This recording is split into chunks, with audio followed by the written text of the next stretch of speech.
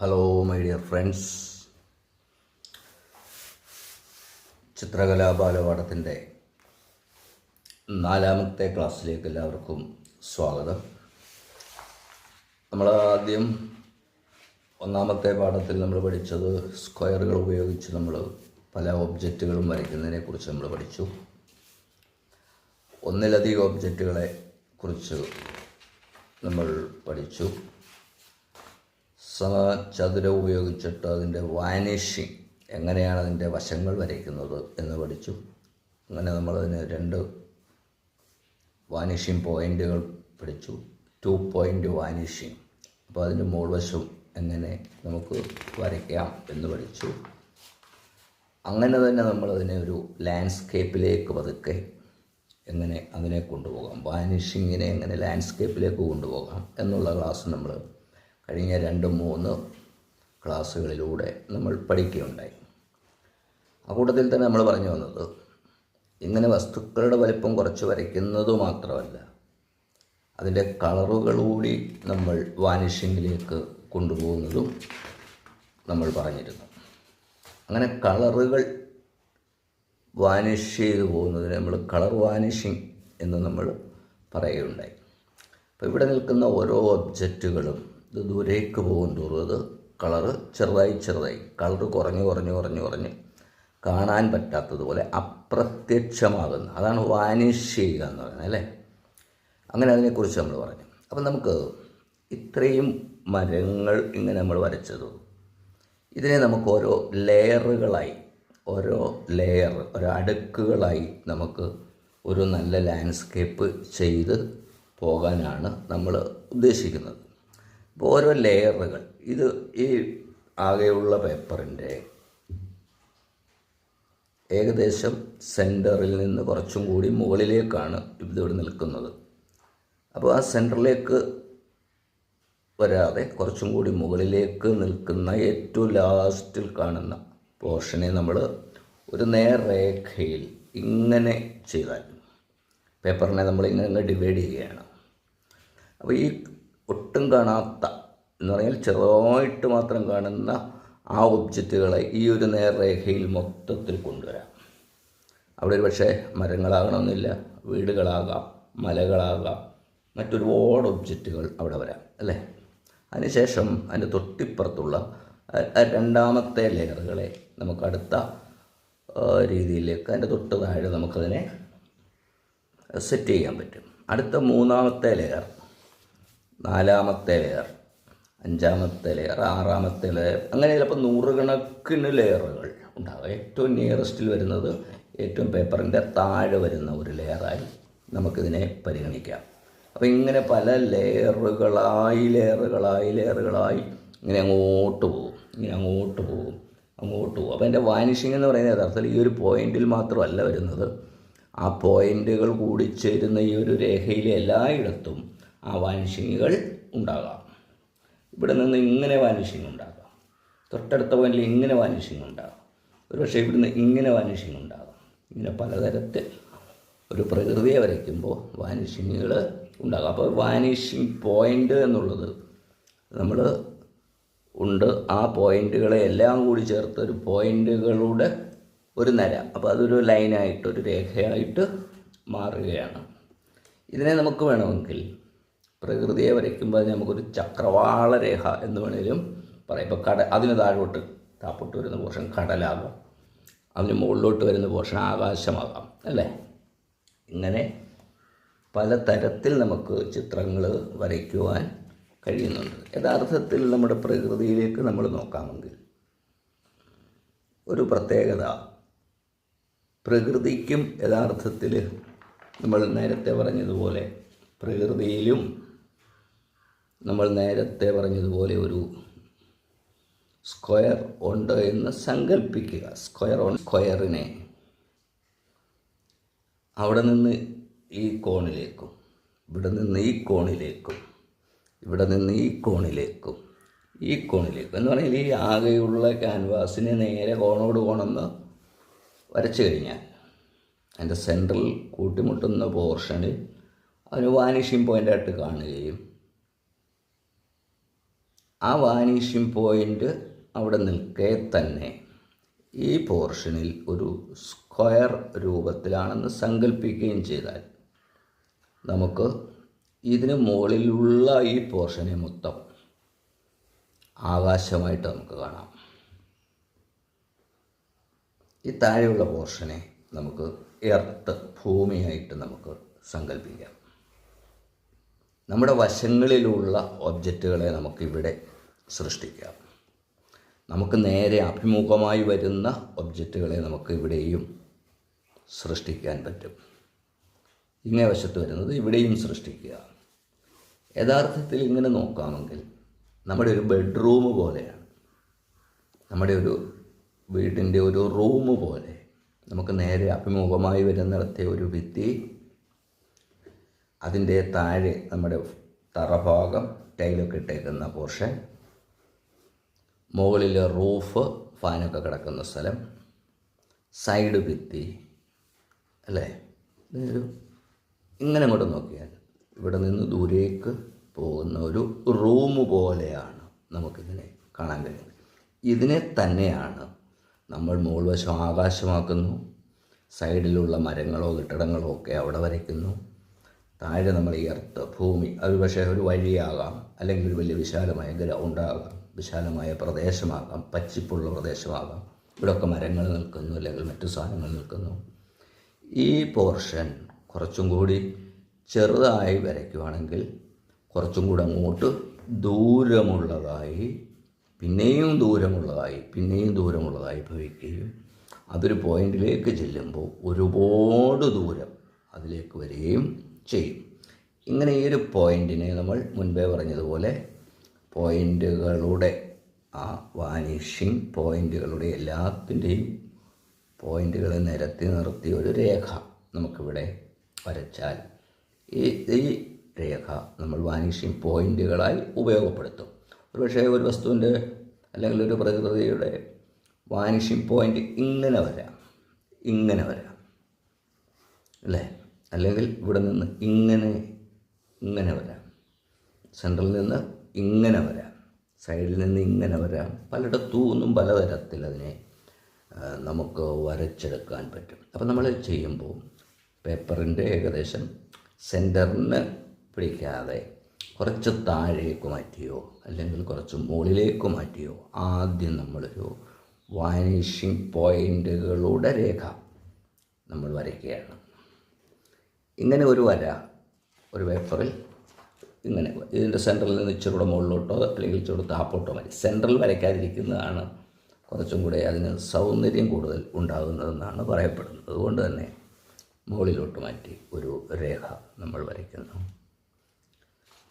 അതിനുശേഷം നമ്മൾ മുൻപേ പറഞ്ഞ ഏറ്റവും അങ്ങേ അറ്റത്ത് കാണുന്ന, ഏറ്റവും ദൂരെ കാണുന്ന ആ ഒരു ലെയർ നമ്മൾ പെയിൻറ്റിങ്ങിൽ ആദ്യം ചെയ്യുന്നു.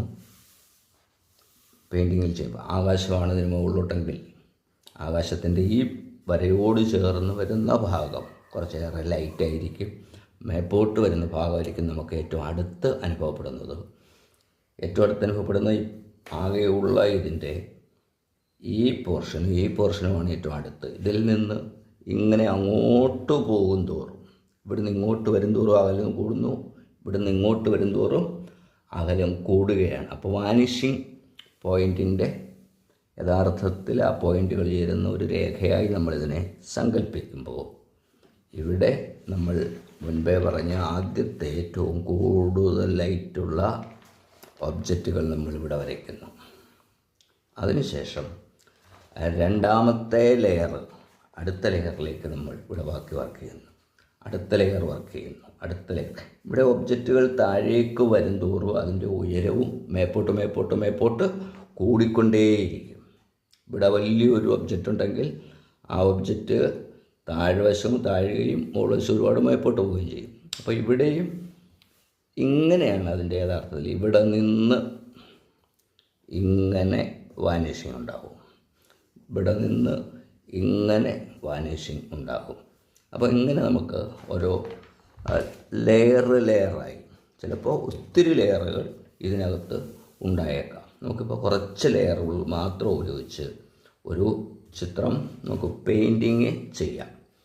പെയിൻറ്റിങ് ചെയ്യുന്നതിന് നമ്മൾ വാട്ടർ കളറൊക്കെ ഉപയോഗിക്കാൻ ഇച്ചിരി കൂടെ നല്ല പേപ്പറുകൾ നമ്മൾ ഉപയോഗിക്കുകയാണ്. അപ്പോൾ സ്വാഭാവികമായിട്ട് നമുക്ക് ഇച്ചിരി നല്ല പേപ്പർ, ഇതിൻ്റെ വലിപ്പവും ഇച്ചിരി കുറവാണ് എങ്കിലും കുഴപ്പമില്ല, നമുക്കൊരു നല്ല പേപ്പറിൽ നമുക്ക് അതൊന്ന് ഡ്രോയിങ് ചെയ്തതിന് ശേഷം നമുക്ക് അതൊന്ന് വാട്ടർ കളറിലേക്ക് കൊണ്ടുപോകേണ്ടതായിട്ടുണ്ട്. ഇതാണ് ഡ്രോയിങ് പെയിൻറ്റിങ് ചെയ്യാൻ വേണ്ടി ഞാൻ ഉപയോഗിക്കുന്ന പേപ്പർ. മുൻപേ പറഞ്ഞതുപോലെ സെൻറ്ററിൽ നിന്ന് കുറച്ചും കൂടെ മുകളിലേക്ക് കുറച്ച് മുകളിലേക്ക് എടുത്ത് പരമാവധി തെളിയാതെ ഒരു ലൈൻ മാത്രം ഉപയോഗിക്കുന്നു. അതിനുശേഷം നമ്മളിത് പെയിൻറ്റിങ്ങിലേക്ക് കൊണ്ടുവരാൻ പോവുകയാണ്. ഓക്കെ, നോക്കിക്കോണം, നമുക്കത് കണ്ടുപിടിക്കാൻ എന്ന് പറഞ്ഞാൽ ആദ്യം അതിൻ്റെ ലെയർ പോകുന്നത് എങ്ങനെയാണ്, രണ്ടാമത് എങ്ങനെയാണ് അതിൻ്റെ കളർ വെക്കുന്നത്, മൂന്നാമത് എങ്ങനെയാണ്, അങ്ങനെ ഓരോ ലെയറായി നമുക്ക് ഈ ഒരു ചിത്രം ഒന്ന് പ്രാക്ടീസ് ചെയ്ത് നോക്കാം. ഓക്കെ, അപ്പോൾ നമ്മുടെ വാനിഷിംഗ് പോയിൻറ്റിൻ്റെ വരകൾ നമ്മളിവിടെ വരച്ചിട്ടിരിക്കുകയാണ്. ആ വരയിൽ നിന്നാണ് നമ്മൾ ഏറ്റവും ദൂരെയുള്ള പോർഷനിലേക്ക് നമ്മൾ വരയ്ക്കാൻ പോകുന്നത്. വരയ്ക്കുമ്പോൾ കുഞ്ഞുങ്ങൾ, പ്രത്യേകിച്ച് കൊച്ചു കുട്ടികൾ വരയ്ക്കുമ്പോഴൊക്കെ കുറച്ചും കൂടി ഒന്ന് ശ്രദ്ധിക്കാമെങ്കിൽ അവർ ഈ പ്രൈമറി കളറുകൾ അതേപോലെ എടുത്തു വെക്കാതെ, ഇപ്പോൾ പ്രൈമറി കളറുകൾ ഏതൊക്കെയാണ് എല്ലാവർക്കും അറിയാം അല്ലേ, നീലയും മഞ്ഞയും ചുവപ്പും ഒക്കെയാണ് പ്രൈമറി കളറുകൾ എന്ന് പറയുന്നത്. ആ കളറുകളിൽ അതിനോട് കൂടിച്ചേരാവുന്ന മറ്റ് കളറുകൾ കൂടി കൂട്ടിച്ചേർത്തിട്ട് വേണം യഥാർത്ഥത്തിൽ പെയിൻറ്റിങ്ങുകൾ ചെയ്യാനെന്നാണ് എനിക്ക് തോന്നുന്നത്. അപ്പോഴാണ് അതിന് കുറച്ചും കൂടി ഒരു പ്രകൃതിദത്ത കളറിലേക്ക് വരുന്നത്. അതായത് നീലയ്ക്കകത്ത് പ്രഷ്യൻ ബ്ലൂവാണ്, പ്രഷ്യൻ ബ്ലൂവിനകത്ത് ഒരിച്ചിരി ഗ്രേ കളർ, പൈൻ ഗ്രേ എന്നൊക്കെ പറയുന്ന ഓരോ കളറുകളുണ്ട്. ആ കളറുകൾ കൂടി ഒന്ന് കൂട്ടിച്ചേർക്കുക. ഇച്ചിരി കൊബാൾട്ട് ബ്ലൂ എൻ്റെ കൂടെ ഒന്ന് കൂട്ടിച്ചേർക്കുക. വേണമെങ്കിൽ ഒരു ഇച്ചിരി ക്രിംസൺ ലാക്ക്, ഒരു വയലറ്റിൻ്റെ ഒരു നേരിയ രസം കിട്ടത്തക്ക വിധത്തിൽ അതും കൂടെ കൂട്ടിച്ചേർക്കുക. അപ്പോൾ ഇവിടെ ഒരു വയലറ്റിൻ്റെ ടോണും കൂടെ വരുമ്പോൾ അതിനൊരു ഭംഗിയാണ് അത് കാണാൻ. ഇതിപ്പോൾ ഞാൻ ആകാശമാണ് വരയ്ക്കുന്നത്. ആകാശത്തിന് ഞാൻ മുൻപേ പറഞ്ഞു മുകൾ വശം കുറച്ച് ഡാർക്കായിരിക്കും, താഴ്വശത്തോട്ട് വരുന്തോറും അത് ലൈറ്റ് കൂടുതലായിരിക്കും. ആകാശത്തിൻ്റെ ഏറ്റവും ദൂരെയുള്ള ഒരു ലെയറാണ് നമ്മളിപ്പോൾ വരച്ചിരിക്കുന്നത്. നമ്മളിങ്ങനെ വരയ്ക്കുമ്പോൾ ഇതിപ്പോൾ പേപ്പർ ചരിച്ചാണ് വെച്ചിരിക്കുന്നത്. അതുകൊണ്ട് തന്നെ മുകളിൽ നിന്ന് അതിൻ്റെ കളറ് കൂടുതൽ താഴേക്ക് ഇറങ്ങി വരും. അപ്പോൾ നമ്മൾ ചെയ്യേണ്ടത് ആ ബ്രഷ് നന്നായി ഒന്ന് കഴുകി, നല്ലവണ്ണം കഴുകിയിട്ട് ഒന്ന് നമ്മുടെ ഈ ജസ്റ്റ് നമ്മൾ കൈയൊക്കെ തുടയ്ക്കുന്ന പേപ്പറിൽ ഒന്ന് തൂത്തിട്ട് അതിനെ ഇങ്ങോട്ട് എടുക്കാമെങ്കിൽ ഈ കളറിനെ നമുക്കിങ്ങനെ മുകളിലേക്ക് നമ്മുടെ ബ്രഷിലേക്ക് ഇങ്ങനെ എടുക്കാൻ പറ്റും. ആവാഹിക്കാം എന്ന് പറയുന്ന പോലെ. എന്നിട്ട് എവിടെയൊക്കെ നമുക്ക് വേണമെങ്കിൽ ചെറിയ ആകാശത്തിൻ്റെ ലൈറ്റ് ടോണുകൾ അതിൽ കൊടുക്കാനും പറ്റും. ഓക്കെ, അപ്പോൾ നമ്മൾ ആകാശത്തിൻ്റെ ഒരു കളർ മുകളിൽ വെച്ചു. ആകാശത്തിൻ്റെ തന്നെ ഒരു ലെയർ കൂടി നമുക്ക് അത് ഉണങ്ങുന്നതിന് മുൻപ് വെക്കാമെങ്കിൽ കുറച്ചും കൂടി നന്നായിരിക്കും. എന്ന് പറയാൻ കുറച്ചും കൂടെ ഷെയ്ഡ് കൂട്ടി, ആകാശത്തിന് കുറച്ചും കൂടി ഷെയ്ഡ് കൂട്ടി അവിടെ ഇവിടെയൊക്കെ ചുമ്മാ ഒന്ന് ഉണങ്ങുന്നതിന് മുൻപേ ഒന്ന് കളർ വെച്ച് കൊടുത്താൽ അതൊന്ന് സ്പ്രെഡായി നല്ലൊരു ആകാശത്തിൻ്റെ ഒരു ഫീലിലേക്ക് അതിനെ കൊണ്ടുപോകാൻ കഴിയും. ജസ്റ്റ് അവിടെ ഇവിടെയൊക്കെ നമുക്ക് ഇന്നിടത്തൊന്നുമില്ല, അവിടെ ഇവിടെയൊക്കെ ആയിട്ട് കളർ വെച്ച് കൊടുക്കും. ഓക്കെ, അതിനകത്ത് മുൻപേ പറഞ്ഞതുപോലെ ഒരു ഇച്ചിരി വയലറ്റിൻ്റെ ഒക്കെ ടോണുകൾ ഒക്കെ അവിടെ ഇവിടെയൊക്കെ കിടക്കുന്നത് ഒരു രസമാണ്.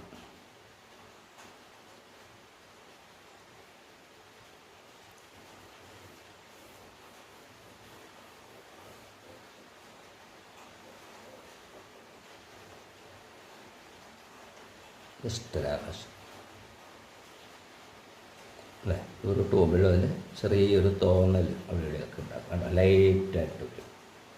ഇവിടെ ഇച്ചിരി ഡാർക്ക് കൂടുതലൊന്നും ഒലിക്കുകയൊക്കെ ചെയ്യുകയാണെങ്കിൽ അത് ഉടൻ തന്നെ നമുക്ക് ബ്രഷ് കൊണ്ട് അങ്ങോട്ടും ഇങ്ങോട്ടും നീക്കം ചെയ്ത് മാറ്റിയൊക്കെ എടുക്കാം. ആകാശത്തിൻ്റെ പല രീതിയിൽ ബ്രഷിനെ നമ്മൾ ആ ഒരു രീതിയിൽ ഇങ്ങനെ കൊണ്ടുപോകുക എന്നുള്ളതാണ്. ബ്രഷ് ആകാശം എങ്ങോട്ടൊക്കെ പോകുന്നോ ആ രീതിയിൽ അതിനെ കൊണ്ടുപോകുക. അപ്പോൾ നമ്മളതിൻ്റെ ഒരു ലെയർ ആകാശം എന്നുള്ള രീതിയിൽ വളരെ ദൂരെയുള്ള പോർഷൻ ലൈറ്റായിട്ടും ആകാശത്തിൻ്റെ അടുത്തുള്ള പോർഷൻ കുറച്ച് ഡാർക്കായിട്ടുമായിട്ട് നമ്മളത് ചെയ്തു. അടുത്ത് നമ്മളതിൻ്റെ ഒരു എർത്ത് ലെവൽ എന്നതിനെ നമ്മൾ സങ്കല്പിക്കുക. എർത്ത് ലെവൽ അത് നമുക്കൊരു വെറുതെ ഇവിടെ ഒരു ജസ്റ്റ് ഒരു വഴിയുടെയൊക്കെ ഒരു പോർഷനും കൂടെയൊക്കെ ഉൾപ്പെടുത്തി ഒക്കെയുള്ള പോർഷനെ നമ്മൾ ലൈറ്റാക്കി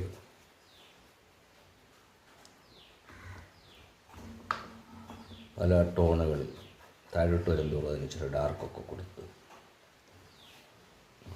ചെയ്തു.